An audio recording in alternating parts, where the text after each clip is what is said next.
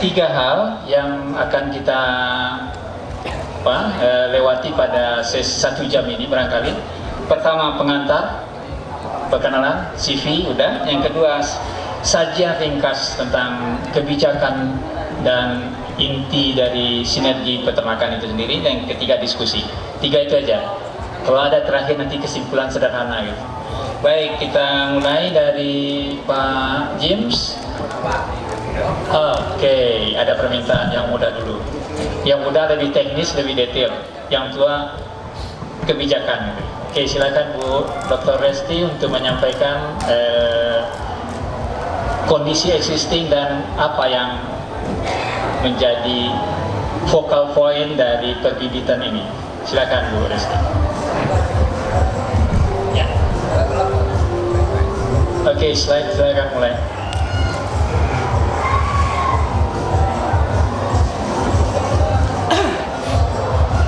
Assalamualaikum warahmatullahi wabarakatuh. Terima kasih kepada Bapak Fuad dan tim ISPI yang telah mengundang kami untuk hadir pada acara talk show ISPI kali ini yang bertema tentang kebijakan perbibitan. Dan terima kasih juga kepada Prof. James yang telah memberikan kesempatan juga kepada kami. Baiklah, pada kesempatan ini izinkan kami untuk menyampaikan sedikit ulasan mengenai kebijakan perbibitan. Mungkin ini lebih ke rekomendasi sifatnya. Nah, di sini mungkin perlu saya sampaikan dulu. Di sini saya masih belajar, Bapak Ibu. Jadi mungkin yang akan saya sampaikan nanti bisa diambil manfaat-manfaatnya seperti itu. Baiklah, ada poin ini. Sebelumnya sedikit perkenalan. Jadi saya Resti Indiastuti dari Balai Pembibitan, Balai Pengembangan Teknologi dan Sumber Daya Tua Sakato, Dinas Peternakan dan Kesehatan Hewan Provinsi Sumatera Barat.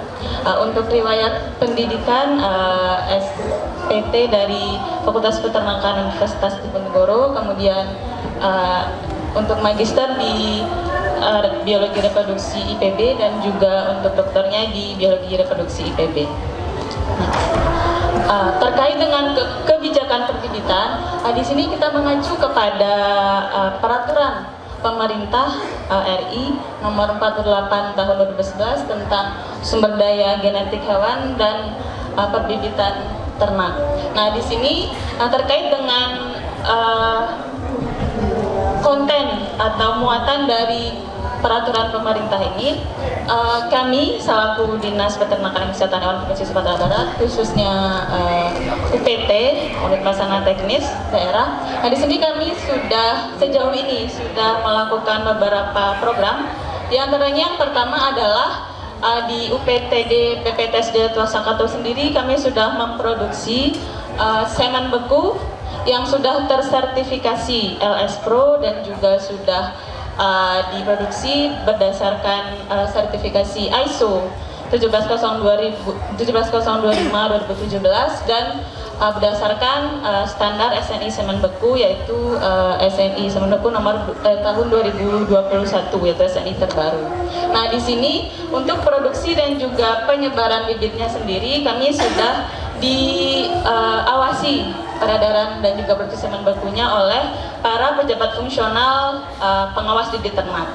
Jadi mulai dari pemilihan bul, kemudian juga produksi sampai dengan distribusi ke kabupaten kota itu diawasi oleh pejabat fungsional pengawas bibit ternak. Kemudian yang kedua, untuk pengadaan bul-bul di BPTSD Sakato sendiri, kami sudah menerapkan kebijakan swasembada bul, yaitu pengadaan bul sendiri melalui program embryo transfer, di mana dari tahun 2013 kami sudah melakukan penjaringan, di mana penjaringan ini adalah anak-anak dari hasil embryo transfer di ternak-ternak masyarakat yang memenuhi standar untuk dapat dijadikan sebagai bul untuk menghasilkan semen beku. Nah, sampai dari tahun 2013 sampai 2023 ini kami sudah menjaring sebanyak 36. Dan untuk produksi steroidnya sendiri sudah lebih dari 1.300.000 dosis dari bul-bul yang dijaring seperti itu. Kemudian yang ketiga, kami juga sudah menentukan suatu wilayah sumber bibit di Sumatera Barat, yaitu di Pasaman Barat, tepatnya di UPTD Luminensia sebagai wilayah sumber bibit untuk breed sapi Bali. Terkait program dan kegiatan yang sudah kami lakukan, mungkin dari sini kami untuk izinkan untuk memberikan rekomendasi terkait upaya optimalisasi dari sistem perbibitan ternak sendiri, khususnya di Sumatera Barat. Nah, di sini kami menawarkan suatu teknologi terbaru. Sebetulnya untuk bidang-bidang lain seperti kesehatan, pengobatan, pertanian, pangan itu juga sudah mulai banyak dilakukan, yaitu mengenai teknologi molekuler. Teknologi molekuler ini mengkaji tidak hanya soal sel suatu individu, tapi juga sudah sampai ke tingkat molekulernya, yaitu dari DNA, RNA, dan juga hingga proteinnya sampai metabolomnya.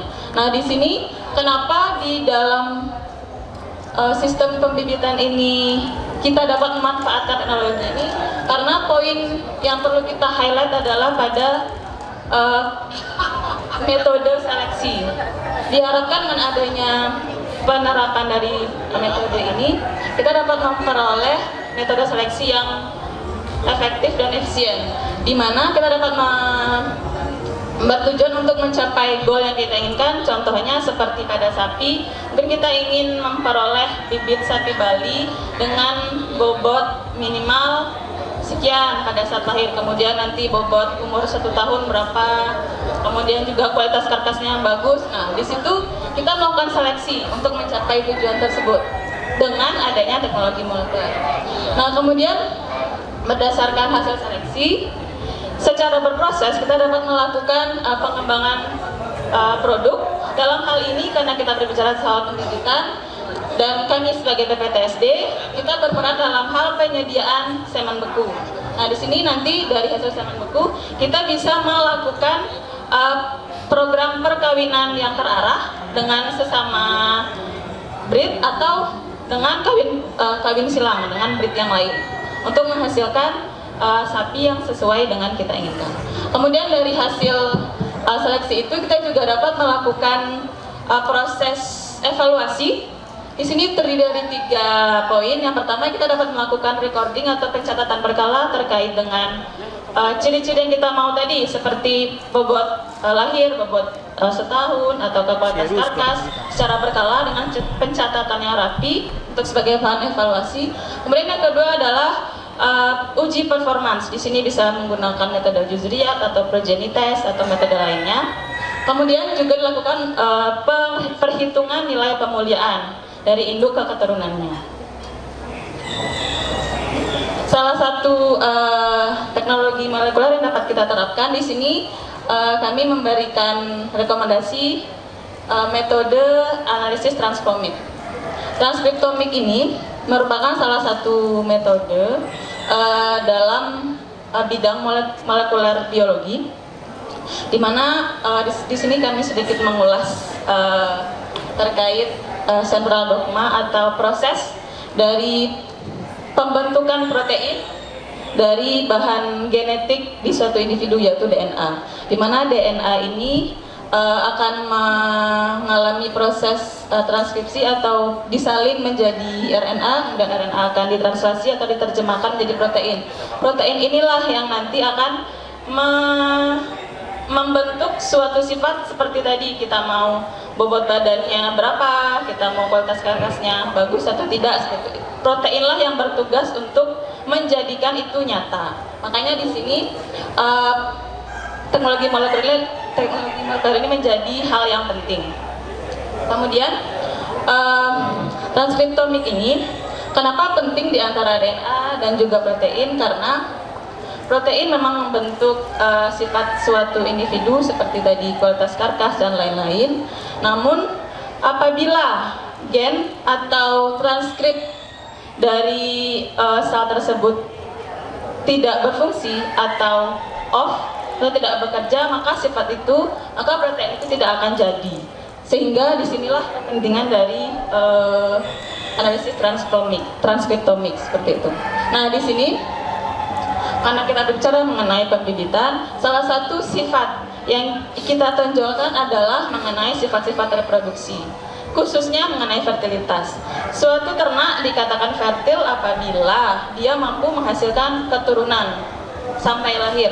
Dalam hal ini kalau betina sampai lahir, kemudian kalau jantan di mana dari kualitas spermanya sampai dia mampu menghasilkan kebuntingan kepada si betina. Oleh sebab itu kita ada perhitungan efisiensi reproduksi secara berkala, baik itu seperti conception rate, S per C dan lain-lain untuk mengukur tingkat fertilitas dari si ternak-ternak ini, baik dari betina maupun jantan. Nah, di sini lebih spesifik kita bisa menganalisis menggunakan analisis transkriptomik ini untuk memprediksi fertilitas dari pejantan. Next. Nah, di sini beberapa hasil penelitian di mana ternyata sapi-sapi yang sudah kita koleksi spermanya di balai-balai IB, di mana kita tahu bahwa ketika dia sudah disebarkan stronya, artinya dia sudah memenuhi standar untuk disebarkan, sudah memiliki nilai motilitas lebih dari 40%, kemudian juga sudah memiliki nilai abnormalitas yang kurang dari 20%, dan juga konsentrasi lebih dari 25 juta dalam satu straw untuk layak di IB-kan. Nah, ternyata walaupun secara keseluruhan memiliki kualitas sperma yang bagus, ketika dianalisis lebih lanjut dari tingkat fertilitasnya, yaitu nilai conception rate, di mana conception rate merupakan jumlah betina yang bunting dari perkawinan pertama, itu ternyata mengalami perbedaan. Dimana di sini beberapa hasil penelitian ini membagi ke dalam dua kelompok, di mana yang pertama adalah kelompok fertilitas tinggi, artinya conception rate dengan persentase yang jauh lebih tinggi, sedangkan yang low atau fertilitas rendah itu dengan conception rate yang rendah, artinya persentase keberhasilan kebuntingan dari IB pertama itu cukup rendah dibandingkan dengan high fertility.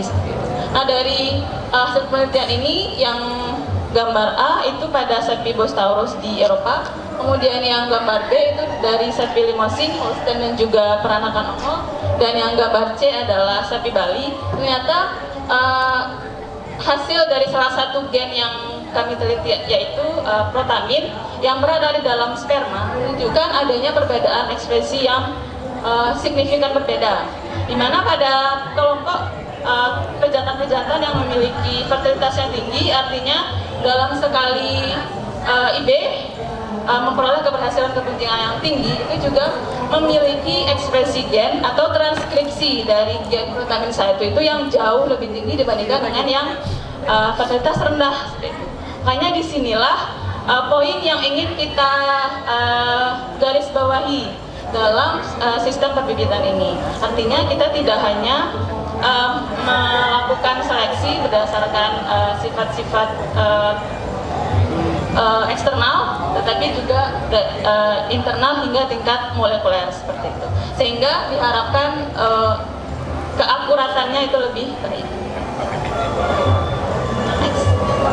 Nah, di sini beberapa hasil penelitian kami sudah diajukan menjadi policy brief. Beberapa gen dan protein yang sudah kami teliti, yang dimana memperoleh perbedaan signifikan pada kelompok fertilitas tinggi dan juga rendah, yang diasumsikan akan dapat menjadi gen penentu dari fertilitas pejantan. Next. Nah, di sini mengenai sinergi dari stakeholders atau peran-peran dari pihak terkait untuk peternakan. Nah, di sini yang pertama adalah pemerintah sebagai pembuat kebijakan, seperti Kementerian Pertanian atau pemerintah provinsi atau pemerintah daerah.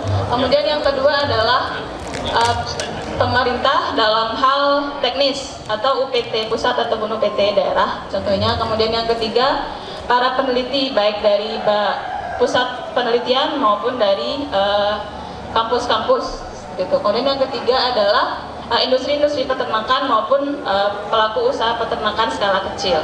Nah, di sini dari 4 pihak-pihak ini semuanya saling berkaitan satu sama lain untuk memperoleh keberhasilan pembibitan ternak, di mana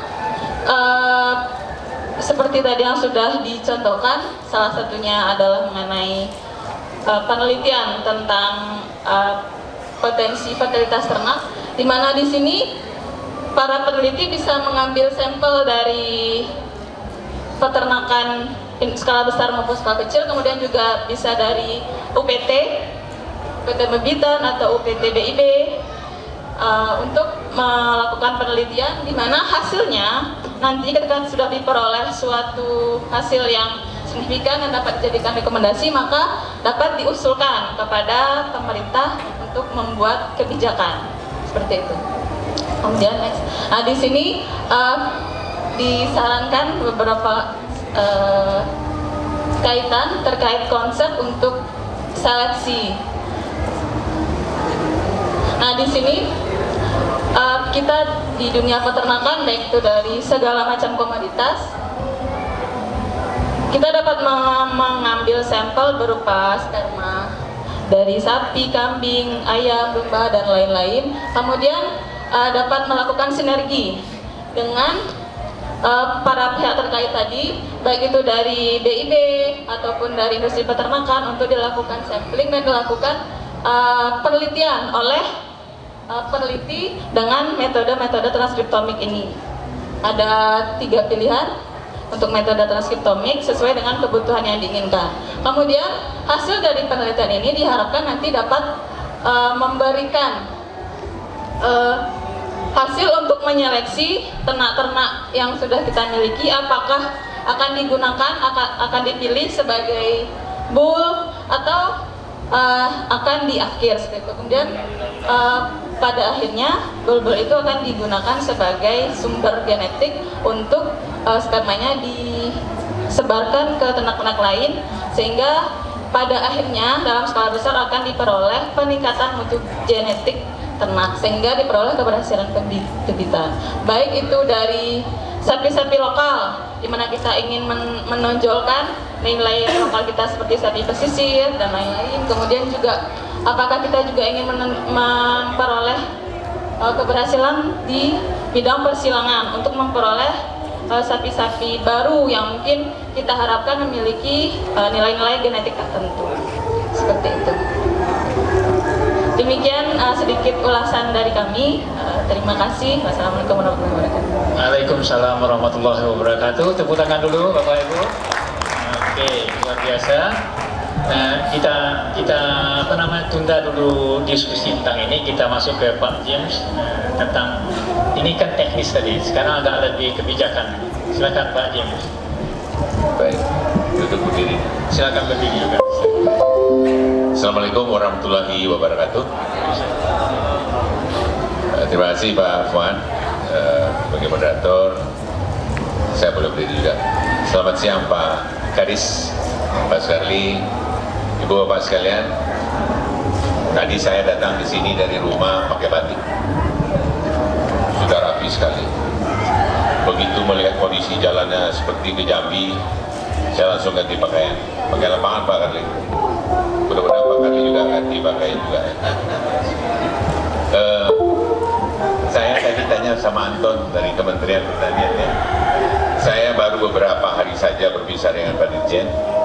Saya berrapat dengan Pak Menteri. Lepas pula saya diminta untuk jadi pembicara di talkshow ini. Jadi sudahlah, gayung bersambut. Makanya saya katakan dengan Bapak Puan, saya akan menyampaikan pointer-pointer saja, bahwa judulnya mengoptimalkan sinergi. Berarti selama ini nggak optimal. Stakeholders, ini ibu-ibu bapak yang di dinas semua pasti tahu lah, yang mana yang sinergi, yang mana yang stakeholders. Kalau bahasa Minangnya resik saja tapi kain. Apa memang benar kita jalan sendiri-sendiri? Kalau saya dari kampus menyatakan iya. Peternak kita menunggu tanpa kepastian pula, entah ia datang entah tidak, orang dari dinas atau orang dari kampus.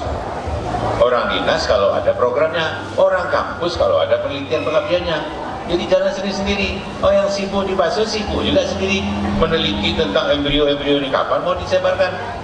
Ya, ibu-ibu, bapak-bapak, kami beberapa waktu yang lalu juga diberikan amanah oleh BRIN untuk meneliti bagaimana mengembangkan sapi pesisir, jadi local wisdom, dengan dana besar sekali.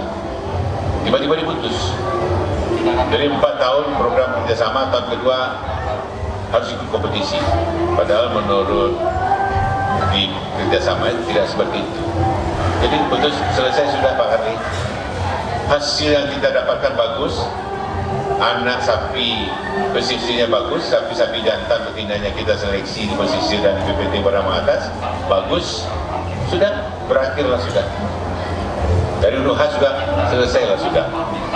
Jadi tadi saya lihat banyak peternak, mudah-mudahan di sini banyak juga peternak yang hadir di sini. Ibu bapak sekalian, stakeholders pasti 3 triple helix yang ada di sini. Ada government, ada politik, ada masyarakat. Saya berdiskusi dengan beliau tentang desa kolaborasi. Desa kolaborasi. Ada Patera ya, pembibitan ternak rakyat. Apakah ini sudah menjadi program nasional atau program daerah atau masih wacana? Yang jelas beliau barusan menyampaikan siap. Artinya ada kita untuk melaksanakan itu. Ada di daerah di Jawa Timur atau Kalimantan yang sudah jalan dengan baik. Pak Karli nanti Pak kita di Sumatera Barat, katanya daerah-daerah yang memang menjadi sumber sentra ternak sapi itu akan dijadikan desa kolaborasi. Sumber tidak termasuk. Kenapa tuh guys? Kenapa tidak masuk Sumatera Barat? Sentra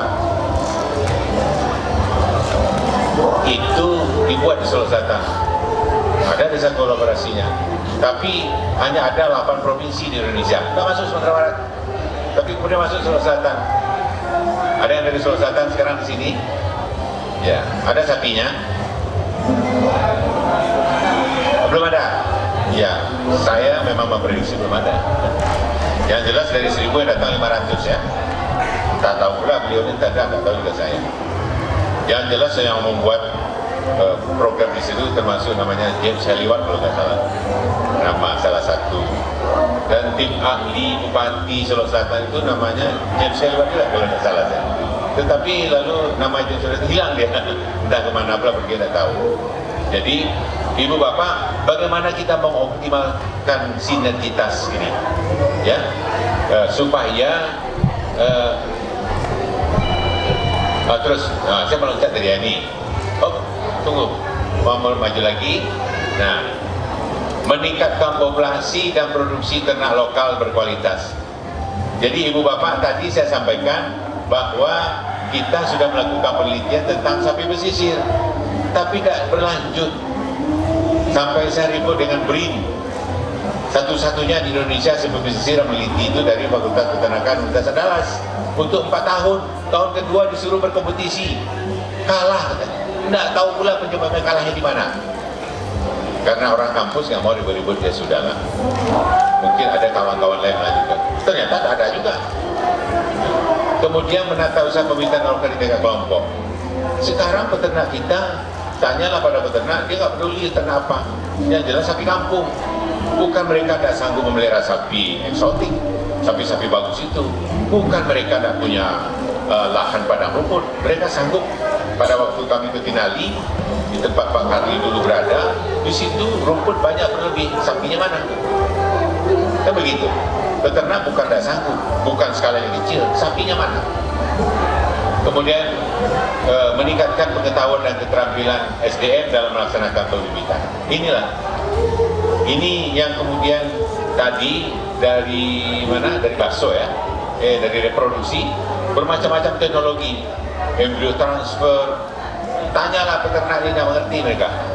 Yang mereka mengerti bagaimana supaya ternaknya disuntik hari ini besok melahirkan. Dan banyak juga keluar ternyata lebih bagus kawin alam daripada kawin suntik. Ya begitu ya. Nah ini semua adalah sinergitas kita, koordinasi kita yang masih belum optimal. Di satu sisi peternak mengharapkan, di sisi lain orang kampus sudah bagus-bagus pengetahuannya, di sisi lain dari dinas juga program, tapi tidak ketemu dia. Di mananya masalah. Lanjut. Nah, pesan yang saya bawa sekarang adalah bagaimana kita menentukan lokasi.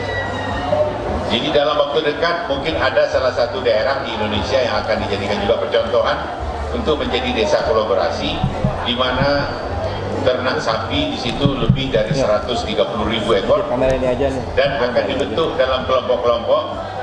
Mungkin nanti Pak Kadis di sini alhamdulillah hadir. Ada kelompok-kelompok peternak nanti yang akan bersatu, yang sudah di bawah binaan dinas ke provinsi atau kabupaten kota, yang sudah direkomendasi oleh dinas provinsi untuk menjadi kelompok-kelompok binaan yang akan dibantu dari kementerian.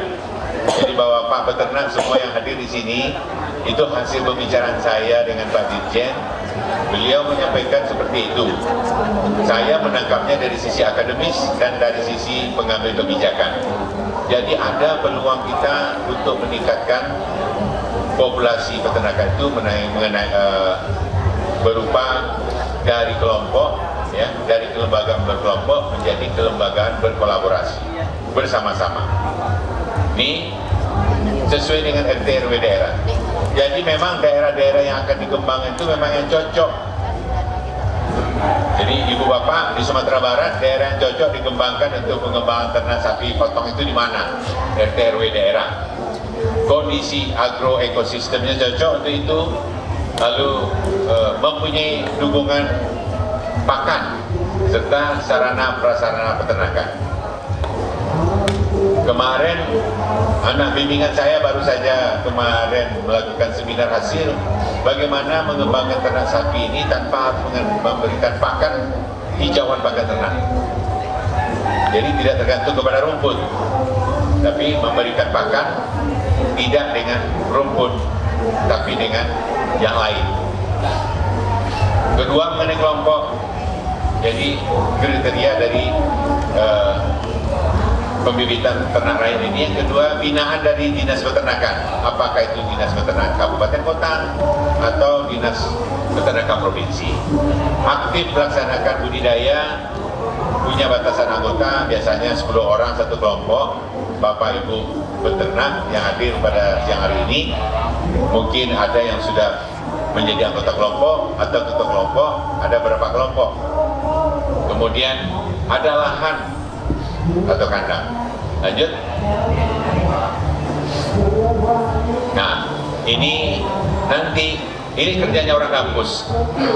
Ya, orang kampus memetakan lokasi calon kelompok potensial, bagaimana, apakah sesuai dengan yang telah ditetapkan kelompok-kelompok ini menurut aturan yang dibuat. Kemudian memverifikasi apakah kelompok itu aktif. Kadang-kadang kelompok itu ada setelah ada mendengar bantuan. Seperti hari ini nih, saya berikan berita gembira, pulang kampung kita punya kelompok ini dari 10 orang. Biasa, dia bentuk kelompok langsung terbentuk barawannya. Satu kolaborasi itu misalnya 10 kelompok terbentuk ya. Padahal selama ini dia tidak ada kelompok. Ya. Kemudian sosialisasi tentang pembibitan ternak ini, tahu tupoksi hak kewajiban, ini tugas orang kampus. Jadi ada tugas dinas, ada tugas orang kampus, ada tugas peternak. Lalu mengadakan pelatihan tentang pembibitan. Pembibitan itu bagaimana ciri-ciri yang baik atau bagus itu peternak lebih tahu. Tetapi secara teori, secara akademis, peternak mungkin tidak tahu. Lanjut.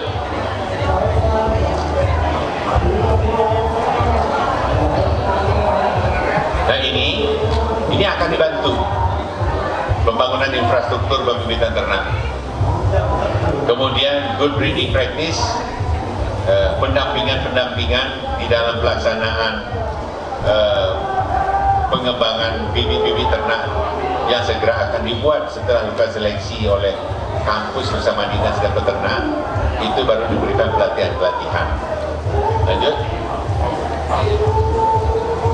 Nah, dalam melaksanakan pembangunan ini tentu kontribusi semua pihak. Inilah yang tadi saya katakan, stakeholders, pemerintah, swasta, dan masyarakat sangat diperlukan. Kita yang ada di dalam ruangan ini semua itulah stakeholders di bidang peternakan sapi potong. Informasi diperlukan. Tadinya ada orang berpikir bagaimana kita mau mengembangkan sapi lokal kalau impor masih lakukan juga. Impor itu hanya untuk menutupi kebutuhan kekurangan. Tapi seharusnya impor boleh saja, tapi di percepatan pengembangan populasi sapi lokal itu harus cepat. Saya adalah ketua pembentukan proposal kepada Presiden beberapa waktu yang lalu, berkumpul seluruh pimpinan perguruan tinggi peternakan se-Indonesia berkumpul di Padang bersama beberapa orang jenderal yang tergabung di dalam Dewan Ketahanan Pangan Nasional. Lalu kita diskusi menghasilkan entah berapa ratus halaman rekomendasi kepada Presiden, lalu dipres menjadi 1 halaman, dipres menjadi 3 alinea saja, saya pres jadi 1 kata saja, 1 kalimat saja. Jika ingin mengembangkan ternak sapi, memenuhi kebutuhan sapi, kebutuhan daging secara nasional, kembangkanlah sapi lokal. Itu rekomendasinya. Kalau mengembangkan sapi lokal, apa yang harus kita lakukan? Sapi lokal kita bagus semua. Saya heran, maaf ini, yang dari pesisir selatan ada? Mudah-mudahan tidak ada. Pak Karli lah loh. Yang dari pesisir selatan, pusatnya sapi pesisir, dinasnya dihapus. Gak tahu saya bagaimana ini. Tempat nenek moyangnya sapi pesisir selatan itu di Bainan, Bapak Ibu semua. Kemudian dinas peternakannya berubah menjadi dinas pertanian dan kelautan. Tidak ada Kabupaten Pesisir Selatan itu lautnya ada juga, dan tidak ada juga treatment dari pemerintah Kabupaten Pesisir Selatan ke laut itu tidak ada, tidak pernah dia memberi makan kepada ikan di laut, tidak ada. Jadi saya sedikit protes pada kesempatan ini, ya, kenapa Kabupaten Pesisir Selatan menghapus dinas peternakan? Yang nyata-nyata sapi pesisir selatan itu adalah plasma Sumatera Barat yang sudah diakui oleh UNESCO. Kita hapus itu. Saya sudah diskusi dengan anggota DPRD tingkat provinsi untuk membentuk kembali dinas peternakan itu. Ya, ini pengimporan juga bisa memberikan kesempatan agar sapi lokal. Jadi mengimpor ini tidak hanya sekedar mengimpor kalau bisa, ya. Kalau bisa tidak hanya sekedar mengimpor, diimpor juga lah bakalan yang bagus bibitnya nanti diselangkan. Itulah tugas kawan-kawan di bagian reproduksi, meningkatkan kualitas sapi lokal. Ya, bagaimana meningkatkan supaya average daily gain-nya bertambah berat badannya bagus, itu boleh. Kemudian program prioritas ini sudah ada dulu, Uksusiwa, penambahan indukan impor sudah ada si komandan, tentu ada pula si prajurit, ya, segala macam lah namanya. Apa itu masih jalan atau tidak? Lanjut. Desa korporasi, ini yang saya katakan tadi, agar terjadi transformasi kelembagaan dari yang tadi berbasis kelompok kepada kelembagaan korporasi yang terfokus dalam satu kawasan. Ya, misal saja ada satu kawasan di daerah, saya katakan di Kota Padang lah ya. Di Kota Padang di mana, guys? Di Kota Padang sapi itu di mana banyaknya? Di Kota Tangah, di Kuranji, di Lubek, di Palu, atau di mana? Di Bungus. Di Kuranji, nah, di Kuranji satu kawasan itu. Nah, satu kawasan itu sudah saya katakan tadi ada persyaratannya, lokasinya bagaimana, pakannya bagaimana, sudah ada kelompok peternak atau belum, apakah itu termasuk dalam RT RW untuk pengembangan peternakan sapi di situ, itu persyaratannya. Lalu skala ekonomi terintegrasi lah dari hulu sampai hilir. Jadi tidak hanya memelihara, tapi sudah ada tujuan profit. Dengan desa kolaborasi diharapkan nanti peternak itu juga berorientasi profit, tidak lagi memelihara sapi untuk tabungan sosial, ya. Ada juga lahan sudah mesti harus ada, ya, lahan untuk hijau ada. Kemudian juga perlu ada kerjasama dengan perusahaan-perusahaan penghasil konsentrat. Ini yang belum ada di kita, ya. Sinergitas tadi mengolahkan kotoran untuk biogas untuk orang kampus itu sudah biasa. Tapi untuk masyarakat, ya, saya dengar di 50 kota mereka kotorannya diekspor. Saya kaget, mana kotoran diekspor? Ternyata dikirim ke Riau. Mereka mengatakan istilahnya untuk ekspor dari 50 kota ke Riau untuk perkebunan sawit 50 ton satu bulan, dan itu uang. Silakan Bapak Ibu yang bertanya. Oke, 1, silakan Bapak. 2, 3. Kita ambil 3 aja dulu, silakan. Kami tertarik dengan bahasa embryo transfer, karena dengan embryo transfer pasti genetiknya lebih bagus, maksudnya tidak ada bahasa 50% ikut induknya, 50% ikut bapaknya, ya, gitu. Cuman yang jadi kendala di peternak kecil adalah harga yang mahal. Jadi kadang kita sebagai peternak hanya mencari bagaimana dapat support yang gratis misalnya. Tapi kembali lagi, ya kadang nggak dapat, kan, gitu.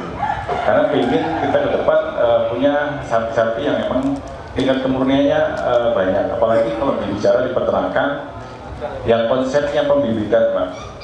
Jadi ada beberapa faktor yang menjadi peternak tidak mau melakukan pembibitan karena prosesnya sangat panjang. Pertama, bicara recording, misalnya kita udah bicara recording silsilah dan sebagainya, cuma pada saat sapi yang dihasilkan harga jualnya masih sama dengan harga yang sapi biasa. Jadi tingkat ketertarikan peternak itu sangat kecil. Itu yang mengenai genetik tadi. Jadi intinya bagaimana peternak untuk bisa mengakses yang sistem embryo transfer. Langsung yang ke materi kedua, bicara korporasi, Pak. Kalau kita ngomongin korporasi, Pak, lihat programnya menarik, Pak. Karena begitu dapat bantuan, pasti saya pribadi pun begitu dapat bantuan, buat kelompok, setuju, Pak, buat kelompok. Cuman balik lagi, pada saat kita bicara korporasi ada program, kadang salah tepat sasaran, Pak. Karena apa? Pertama hanya bicara, ini kawasan, ini ada peternaknya, ini ada kelompoknya. Tapi tidak serta-merta diikuti dengan bagaimana membangun SDM. Karena kalau udah ngomongin korporasi pasti ngomongin hulu hilir. Jadi mulai produksi sampai mulai bagaimana produk yang kita hasilkan ini modifikasi jadi produk yang lain. Langsung kendala yang berikutnya adalah di SDM, Pak. Karena tidak banyak orang yang mau kerja usaha bersama. Enak usaha pribadi, Pak. Untung ya buat sendiri, rugi tanggung sendiri. Tapi kalau udah bicara bersama, Pak, ini yang kadang bikin peternak itu jadi pecah kalau dia dasar awalnya tidak punya. Jadi itu. Berikutnya adalah mengakses permodalan, Pak. Kalau kita mau ngomongin korporasi, peliharanya masih sendiri-sendiri dengan kapasitas 1-2 ekor, itu pasti masih kebanyakan pakai sistem lama, Pak. Ya tabungan, ya menjualnya saat butuh. Akhirnya apa yang kita hasilkan tidak bisa tertata. Misalkan hari ini kita harus jual bakalan, bulan depan harus kita jual bibit dan sebagainya.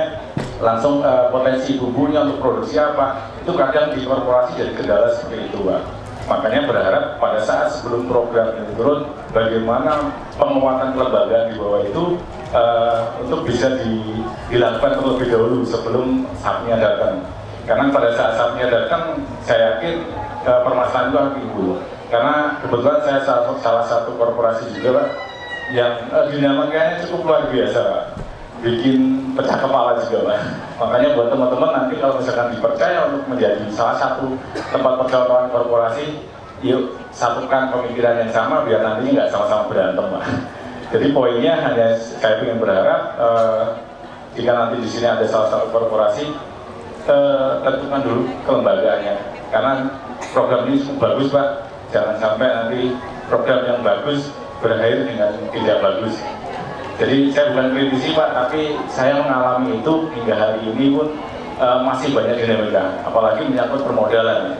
Kalau tadi ada bahasa perbankan yang menyampaikan, oh Pur, nggak perlu jaminan, oh Pur, gampang aksesnya.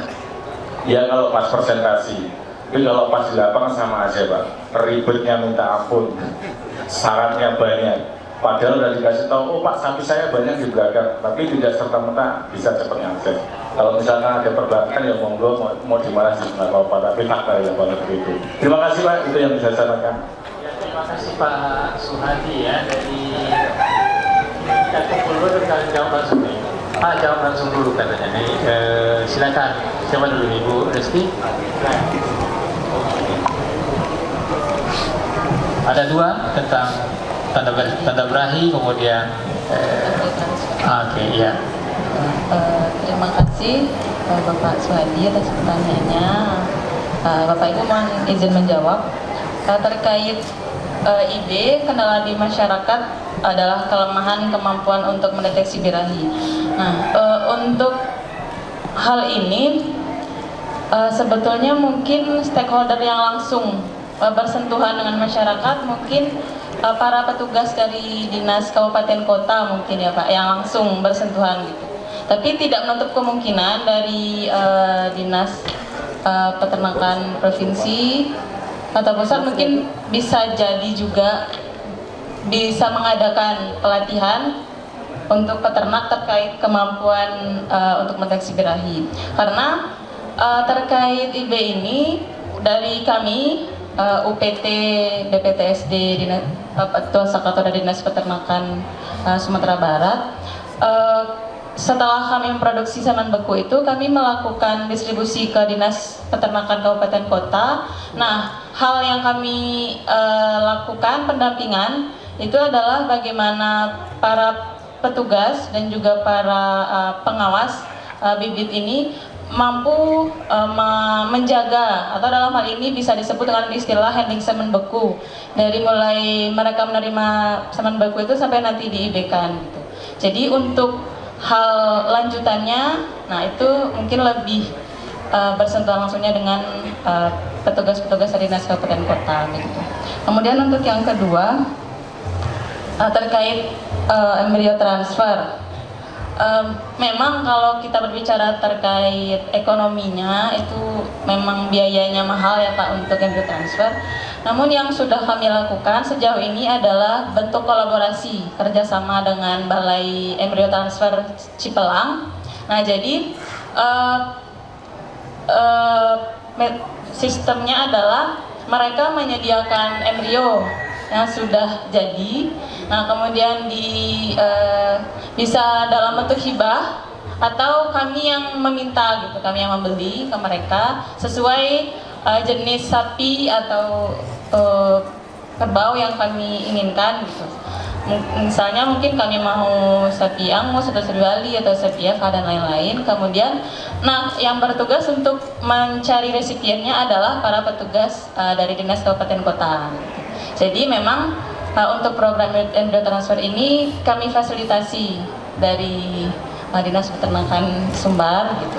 Jadi memang dari peternak tidak mengeluarkan biaya Pak gitu.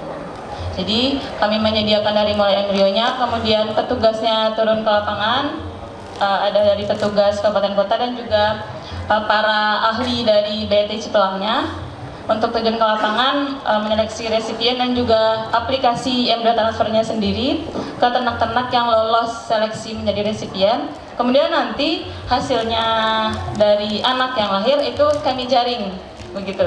Jadi timbal balik ke masyarakat adalah seperti itu. Jadi setelah lahir, ketika kami uji performance dan juga seleksi mereka memenuhi syarat untuk dijadikan bull, nah disitulah kami beli ternak mereka gitu. Jadi itulah impactnya untuk peternak. Begitu Bapak. Terima kasih Pak. Oke, silakan Pak James. Baik. Terima kasih Mas Wadi. Saya bisik dengan beliau tadi. Ini pertanyaan banyak pada saya ini karena ambil kebijakan. Karena ada menarik nih, ada bantuan. Terakhir saya katakan tadi, makanya saya pelan-pelan tadi, good breeding governance, kesiapan sumber daya manusia. Tidak hanya sumber daya manusia peternaknya, Tapi sumber daya manusia dari perguruan tingginya, sumber daya manusia dari dinas peternakan kabupaten kotanya atau dari provinsinya, apakah sudah siap dengan desa korporasi? Saya sudah bicarakan, ada yang sukses. Kalau nggak salah di Pancer ya, ada desa korporasi ini yang sukses. Saya menyarankan agar kelompok-kelompok peternak yang terpilih yang melakukan pemilihan ini bukan desa, tapi stakeholders tadi. Makanya saya katakan dari Kota Padang, di sini saja dulu ya Mas ya, di Kota Padang, dinas, kampus atau siapa stakeholders nanti datang melihat kelompok-kelompok peternak. Ada kelompok peternak dadakan, ya kan? Apakah omnya atau tantenya, ada orang sekampungnya, itu biasa Mas. Saya jurusan saya sosial ekonomi, bahkan dari nutrisi, jadi itu kerjaan makanan saya sehari-hari itu. Peternak menyalahkan pemerintah, pemerintah menyalahkan peternak, orang kampus menjadi menara gading, wah, berantem berakhir dengan tidak bagus. Sapi tetap saja jadi sapi. Nggak ada kita, sapi juga hidup. Kalau gitu, nggak ada embryo transfer, sapi juga melahirkan. Justru dengan ada embryo transfer, susah melahirkan. Kan begitu. Nah, sekarang kesiapan sumber daya manusia itu adalah kata kunci. Jadi tadi dari berkelompok menjadi berkorporasi bersama. Tujuannya profit. Kalau sudah profit itu hitung-hitungan Mas. Jadi tidak hanya lempar tanggung jawab, tidak. Ada nanti dibagi yang bagian untuk membesarkan saja, ada yang untuk penggemukan saja, ada. Jadi ada tanggung jawab, ada yang memelihara pedet saja, nanti dijual ke sini, ya, ada replacement penggantinya. Itu sudah ada contoh. Mungkin di Lampung Mas itu. Saya katakan, saya di Sulawesi Selatan ikut, entah di mana hilangnya, mungkin di jalan saya tinggal jatuh di jalan ya. Sehingga saya nggak tahu juga bagaimana perkembangannya sekarang Pak. Ya sudah, karena bukan memang saya nggak tugas saya, itu saja. Begitu Pak. Jadi kami cerai tidak, rujuk pun gimana rujuk, cerai saya tidak, kan begitu. Tapi nggak jelas gitu bagaimana follow up. Nggak tahu dari dinas provinsi bagaimana, nggak jelas juga Pak. Ya saya, kalau orang kampus kan ngomongnya fair saja. Nah, pada kesempatan ini saya katakan provinsi di Indonesia itu, tapi kemudian masuk Sulawesi Selatan di Sumatera Barat satu untuk korporasi. Nah, bagi yang masih ragu itu dipelajari. Makanya saya wanti-wanti, baru beberapa hari ini kami bicara Pak. Bagaimana Pak Prof? Kalau begini bagaimana? Kita harus seleksi dulu kelompok peternak. Kalau memang ada, anggotanya ada enggak? Berapa? Aktif enggak? Aktif tidaknya itu ada rekodnya dari dinas. Oh ini ada nih, oh ini udah lama ini. Oh ini baru kemarin ya kan. Langsung karena dia punya uang, beli 10 sapi kan. Nah iya, dia mengharapkan yang besar itu. Nanti setelah terima nanti seperti pemerintah pula berutang kepada mereka. Off-taker, penanggung jawab dari kegiatan desa korporasi ini adalah Kementerian Pertanian. Ya, sama dinas peternakan. Itu penanggung jawabnya Mas, bukan kita. Tapi kita harus siap menjalankan itu. Karena nanti akan berbagi-bagi tugas pokok dan fungsi. Ada yang bagian membesarkan saja, ada yang bagian membibit saja. Jadi tidak ada saling yang akan bertolak-tolak tanggung jawab, tidak ada. Karena semua tujuannya profit. Dan disiapkan juga pengganti. Seperti tadi kita bisa juga berkolaborasi tentang bagaimana mendapatkan bull. Ada di desa korporasi di satu kawasan. Dan itu memang kawasan itu memang sudah ditetapkan oleh pemerintah di dalam RT RW untuk pengembangan itu. Itu Mas Adi. Terima kasih. Oke, kita berikan tepuk tangan dulu Bapak Ibu. Silakan yang kedua. Ada lagi. Ini ada Mas. Assalamualaikum warahmatullahi wabarakatuh. Terima kasih Pak atas kesempatan yang diberikan kepada kami. Saya Andi Agus dari KTNA Kabupaten Baru, Sulawesi Selatan Pak. Di Sulawesi Selatan.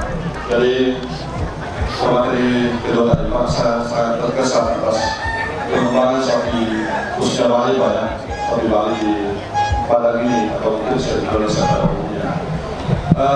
Tapi kalau kami di Sulawesi Selatan Pak, agak luas sekali Pak ya, saya menurut masalah bagaimana kita memperbaiki ini sapi, dan di sisi lain itu ada nakil Pak. terutama dilakukan dengan BMK. Tadi sekarang dulu kabupaten saya kan ada Pak ya, dosis selatan, kabupaten selatan. Jadi di kabupaten saya itu Pak populasi sapi itu 668.000 sekian itu. Terus penyakit yang menimpa itu Pak, jembrana itu Pak sudah sangat ini. Di sisi lain, apa itu? Vaksin yang diperlukan itu Pak, vaksin dari provinsi itu baru 5.000 dosis. Coba Pak dibayangkan 68.000 sekian itu dengan dosis yang baru 5.000 sekian.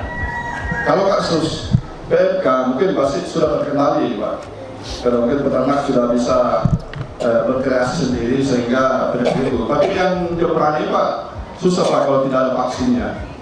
Nah, yang sekarang Pak saya katakan itu pedagang sapi Pak yang malah kaya sekarang. Nah, itu Pak yang saya sampaikan mungkin dalam Pak sesi ini Pak bisa menjadi rekomendasi ke pusat supaya vaksin jembrana tadi itu Pak bisa tersalurkan cepat ke daerah-daerah. Sekian, Assalamualaikum warahmatullahi wabarakatuh. Baik, Pak Andi Agus ya.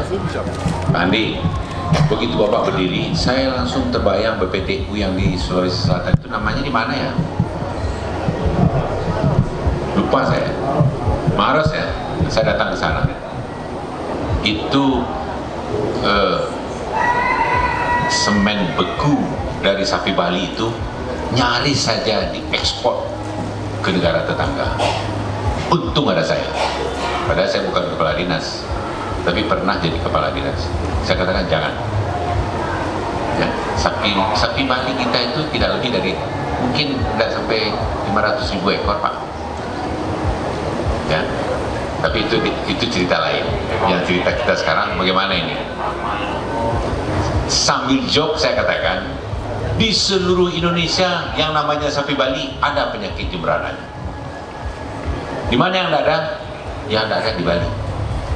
Pernahkah bapak-bapak, ibu-ibu, baik kepala dinas, ibu yang dari dinas atau peternak, pernah mendengar penyakit jembrana ada di Bali? Yang ada di Bali adalah desa jembrana. Desanya ada Pak, lebih besar lagi dari penyakitnya.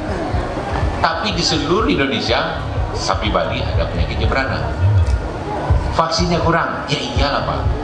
Ya. Makanya kami bukan karena saya orang Sumatera Barat ya Pak. Sapi yang struggle apa ya? Yang tahan terhadap segala penyakit namanya sapi pesisir Pak. Tidak ada penyakit yang hinggap di situ. Takut penyakit. Kenapa kecil-kecil? Dia tidak sempat besar Pak. Asal besar langsung masuk kuali Pak, jadi rendang deh. Jadi bukan sapi pesisir itu kecil, di Padang mengatas bisa 300 kilo beratnya. Bagaimana caranya dan keluarnya? Kalau menurut hemat saya, sapi Bali yang ada ini mungkin kepala dinasnya di dalam rapat rakor kepala dinas peternakan di Indonesia mengusulkan kepada Pak Dirjen, sudahlah keluarkanlah sapi Bali, bukan yang grade 1-nya, tapi yang sudah bebas jembrana. Keluarkan di Indonesia. Selama itu di Pasaman ada di sini, Pak Karli ada ya. Yang kalau ada jembrana berjangkit Pak, Pasaman, pesisir selatan, Damasraya, itu langganan mana Pak Karli? Pariaman, nah itu sudah ada Pak, lokasi-lokasi penyakit jembrana. Obatnya itu yang tadi, yang kaya pedagang, hampir-hampir mati Pak. Itu harganya berkejaran dengan penyakitnya. Semakin cepat penyakitnya datang, semakin cepat turun harganya. Yang menderita peternak. Dan vaksin itu P3K saja Pak. Di Bali saya cek tidak ada. Sekarang kan Pak Hari itu, Hari Suada di sana, BPTU jual tanya. Jadi ada grade-nya, minta ada premium utama sapi Bali itu. Kalau untuk lokal Indonesia kan tidak apa-apa lah Pak, sapi kita. Tapi kalau dikirim ke tetangga sebelah, waduh, dia bisa memperanakan sapi Bali itu mungkin 3 ekor sejam. Itulah kira-kira dengan kecanggihan teknologi. Bukan teknologinya yang canggih Pak, uangnya banyak. Alat apa nggak bisa dibeli. Di kita bukan tidak bisa membeli, tapi karena pemerataan terpaksa dibagi sedikit-sedikit. Ya, jadi bagaimana jalan keluarnya? Jalan keluarnya itu Pak, menurut hemat saya. Susahkah itu? Tidak. Kalau ada kebijakan bahwa grade sapi Bali yang sudah kalau di mobil Pak sudah direparasi semua, tidak ada lagi penyakitnya, hanya tinggal desanya saja lagi Jembrana, sapinya baru keluarkan. Yang ada sapi Bali dari Sabang sampai ke Merauke ini jual dulu. Tidak ada lagi Jembrana itu Pak. Saya pernah menyampaikan itu di Bali Pak. Saya sampaikan di Bali. Kenapa? Saya pernah membawa beberapa orang kepala daerah dari Sumatera Barat ini ke Karangasem. Populasi sapi Bali tertinggi di Bali itu namanya Karangasem. Tidak bisa dikeluarkan Pak, nanti habis populasi sapi Bali kami. Tapi dikeluarkan tidak mau, menambah pun tidak bisa. Itu kondisinya sekarang. Jadi jalannya itu seperti itu ya Pak Andi ya. Mudah-mudahan nanti vaksinnya bisa lah. Di Bali itu ada kok vaksin Jembrana itu ada. Sudah ada yang jual, mungkin jumlahnya kurang. Diusulkan saja Pak melalui dinasnya. Kadang-kadang dinasnya kan penyakitnya ada, baru diprogramkan pula vaksinnya Pak. Begitu penyakitnya pergi, vaksinnya baru datang. Karena tahun anggarannya tidak teranggarkan tahun ini. Ya begitu Pak Andi, ketawa ya kan. Begitu penyakit PMK datang, diusulkan Pak pembelian vaksin. Dibahas di DPR Pak. PMK pergi, vaksinnya datang Pak. Jadi it's too late kata Pak Fuad ya. Terima kasih Bapak. Pengawasan di lapangnya yang kurang, termasuk tadi apa yang Bapak sampaikan tadi. Yang petani kadang-kadang ada anggota kelompok 20 orang Pak, petaninya 10, yang lainnya namanya bukan petani lagi. Jadi masalah KKN yang nepotisme ini masa payah kita hilangkan Pak. Jadi maklum saja kita itu. Cuma saja kita kalau ingin maju masalah bantuan ini, program ini tepat sasaran supaya berhasil guna. Kalau dapat pihak kampus itu terlibat langsung Pak, mungkin di pengawasannya kepada Bapak dinas terkait saya mengusulkan ini kan ada membimbing di lapangan PPLP Hulu Peternak ada. Cuma saja dalam satu program kalau dapat dipakai dananya itu adalah OP-nya Pak untuk mereka-mereka yang terkait pengawasan di lapangan ini perlu disisihkan 5% umpamanya. Ini saya kalau sempat yang kritik, mohon maaf, saya sebetulnya bukan dari petani ternak, saya adalah petani pangan dan hortikultura Pak. Tapi bermanfaat pupuk tanah organik dari kotor sapi. Sekian, kalau salah mohon maaf, saya tutup. Assalamualaikum warahmatullahi wabarakatuh. Good breeding practices itu, ketersediaan itu, kesiapan mereka untuk melaksanakan perbibitan, ya, kesiapan mereka untuk menjalankan usaha, itu harus bersama-sama. Tidak hanya peternak, tapi juga orang kampus. Orang kampus ini kadang-kadang dia datang ke peternak, dianggapnya peternak itu mahasiswanya Pak. Sudah meraba pula peternak. Meraba ini apa bahasa Indonesia? Ya, tas sama pula peternak. Oh hebat tuh, hebat itu berdakwah. Ya gitu ya. Yang dari Sulawesi Pak saya terjemahkan. Meraba itu kesal. Orang kampus datang ke peternak. Wah, gak begini caranya, harus begini, ukurannya begini, banget begini. Kata peternaknya, gila ya orang. Tahu lah gua daripada lo, gitu katanya kan. Mengoptimalkan sinergitas, berarti belum optimal. Ada yang tidak connect, ada connect di situ. Jalan sendiri-sendiri. Yang satu hebat di sini, yang satu hebat di sini, tapi jalan entah kemana-mana. Tapi apabila dia bersinergi, bagus dia. Nah, tadi yang dari Lampung, Bapak ketua kelompok. Kalau ketua kelompok kan ada, kalau nggak salah kan berapa Pak Karli desa korporasi ini, kabupaten provinsi? 8 ya?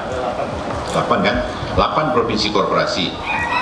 Mana ketua-ketua kelompok korporasi ini datang? Itu Pancer ya Pak? Di mana yang bagus desa korporasinya yang sukses itu?